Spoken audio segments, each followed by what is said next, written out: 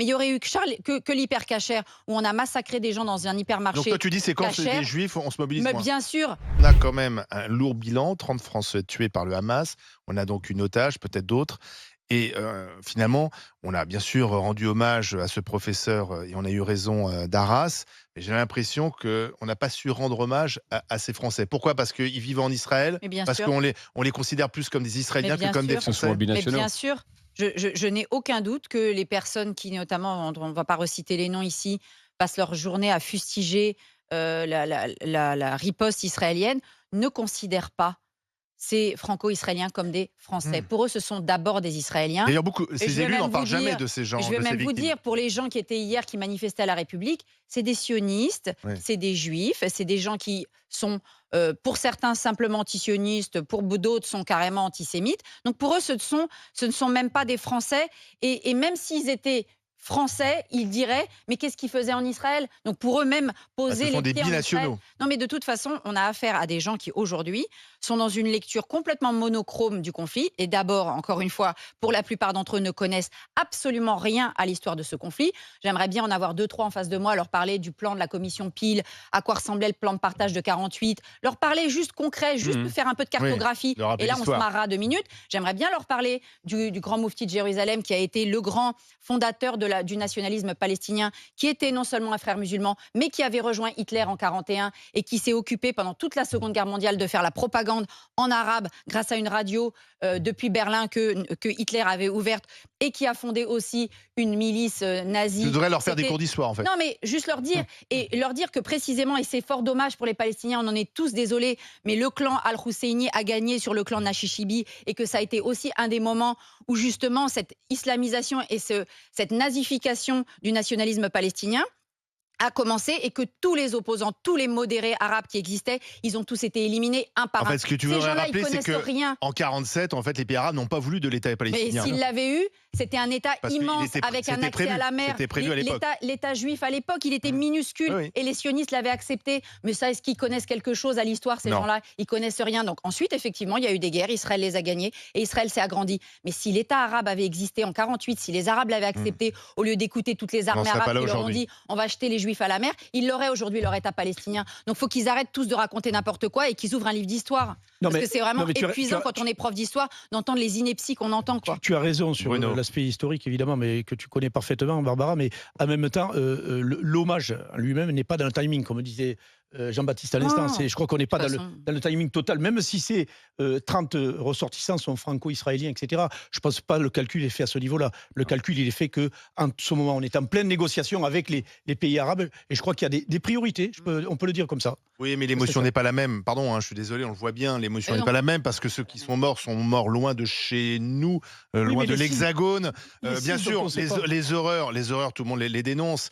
Mais je pense que ces franco-israéliens sont considérés par beaucoup comme des Israéliens qui vivaient là-bas, Mais pas qui pour le avaient décidé gouvernement, de pas pour le s'installer là. Vous voulez que je français, vous on peut dise pas- une chose? je pense pas Vous qu'il puisse pensez, penser comme ça. vous pensez sincèrement qu'il y aurait eu des millions de gens dans Ouais. la rue s'il y avait eu que l'hypercachère? Bon, c'est parce qu'il y a eu c'est parce qu'il y avait eu Charlie Hebdo Ouais, bien avant, sûr. et Charlie Hebdo justifiait qu'on mette des millions de gens dans la rue. Mais il y aurait eu que l'hypercachère, où on a massacré des gens dans un Donc hypermarché toi, tu dis c'est quand c'est cachère. des juifs, on se mobilise Mais moins. bien sûr, il y a eu des grandes mobilisations pour les assassinats de Mera, Non, pour Ilan Halimi, pour Sarah Halimi, non. pour Mireille Knoll. Il y a eu quelque chose parce Oui, mais le qu'effectivement, ça gouvernement, suivait. pardon, mais le gouvernement peut décréter les choses. Je suis désolé, il peut faire preuve de Tu décrètes courage pas. et dire Mais non, voilà, mais on fera un hommage national. tu Il y aura un décrètes pas hommage ça. national, je sais pas. Enfin, je pense qu'aussi il y a un effet de sidération en fonction de l'événement. Enfin, Bruno en parlera peut-être plus que moi, mais quand le Bataclan est attaqué et que ça attaque effectivement les mœurs, le mode de vie des Français, des jeunes, Évidemment. et puis le nombre. Le Bataclan, c'est 82 personnes tuées. Enfin, Ouais. c'est plusieurs dizaines évidemment. Non, en tout, Plus. oui, en tout, Ouais, en ce tout, soir-là, 130, c'est plus de 130, mais 100. mais- sur plusieurs- Avec les ouais. terrasses. Je crois que c'est